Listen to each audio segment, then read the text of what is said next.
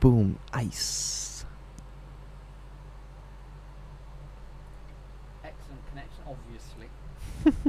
Of course it's an excellent connection. Of course Do you it know is. where you are? I don't expect NASA to have as good of a connection as this place, Dan. I've put new cables in to these machines, Right? so they now work a lot more reliably. Okay, cool. See, glad you asked now. Yes. You never asked, but Yep. if you were to ask, you'd be really pleased with the answer. Right. Are you ready, kids? Let's do this. Aye, aye, Captain.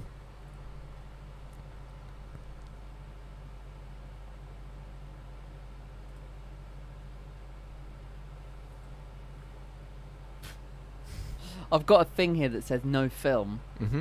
and there's the film. Anyway, Never mind. leave my camera back. And we're live! That whole thing was live. Yeah, there was a big drum roll to that, wasn't there, Dan? Yeah, that was my heart racing.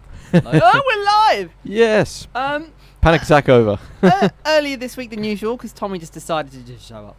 This is true. He Yeah. does that to me. Yeah, it's the hot weather. I surprised you, didn't I? He was so worried that I'd melted. Yes, and also because I kind of want to get this out of the way just so I can rush back home and jump in a freezing cold bath. You know what I'm saying? Yeah, Yeah, it's probably the best Yeah. thing to do. I've got aircon, he hasn't, that's what's happened. That's true. Right, so, it is Junk July, and a very, very, very hot day of July. You're probably watching this with no clothes on, your belly fat's holding your phone steady, This is true. your phone's stuck, you want to turn this off, but you're too sweaty to do so. Well, there you You're go. all currently mopping the sweat from your brow as you're watching us. Yes, brow. So, Tommy, Junk July, second from last. What film are you not liking today? Well, yeah, this is different from all the others, Dan, because this one is actually a film that's actually in the cinemas at the moment. So it's a very recent film. A current I mean, film. there's a big spoiler in the background of the clip. There but is, yeah. you carry on, we're going to it's- ignore that. It's Thor, Love and Thunder, which was released about 2 weeks ago in the cinemas. It's another Marvel film, the fourth Thor film. One might call it Thor 4, if Cool, you want. say that when you're drunk. Yeah. Oh, I quite harshly but honestly compared this film and its predecessor, Thor Ragnarok, to that of the two mid-late 90s Batman films, Batman Forever and Batman and Robin, because both Forever and Ragnarok steered their franchise into lighter directions, but it was still helmed by a studio that cared and balanced a worthwhile film full of comedy and light-hearted fun. Whereas Batman and Robin and this film, Love and Thunder, went way overboard in the light-heartedness. Both films are basically Saturday morning cartoons and made by a studio that stopped caring, turning the hero into an idiot in the process. You know, like, remember in the first Thor film, he's a hero, you care about him, you want him to grow, you want him to learn, you want him to change. But in this film, they just turn him into a complete idiot. You know, talk about a downgrade. After Endgame, Avengers Endgame, which was, you know, the box office behemoth that came out in 2019, the character of Thor was kind of left on a road to where scenario at the end of the film, and Marvel Studios' ultimate decision was to take this tragic hero who has lost everybody he cares about during his short about 10-year tenure in film. He's lost about everyone that he cares about in these films, and they just decided to turn him into a joke per minute goofy buffoon. so it's got a lot in common with you. Oh, yeah. I mean, like, I'm relating to Thor on a personal level the more stupid he gets, frankly. Talk about pushing myself down there. Yeah. I can already thunder Keep myself. I already thunder myself, but I can't love myself, you know. Anyway, back to the Terrible. Back to the review. Ragnarok had a lot of humour, I know, but it was balanced out with Thor losing his father, his home, and the dichotomy between him and Loki, which is clearly what was missing in this film. A reason to care. That was what was missing in this film. You don't care about anything that happens, really, you don't. The CGI wasn't always great. The obvious wokeness in the film cannot be denied, and it ultimately turns characters I liked in other movies into unlikable characters. Particularly Valkyrie and Korg, who I enjoyed massively in Ragnarok, but they're turned into obnoxious, in-your-face, over-the-top characters in this one, really. So, yeah, another thing it manages to spoil.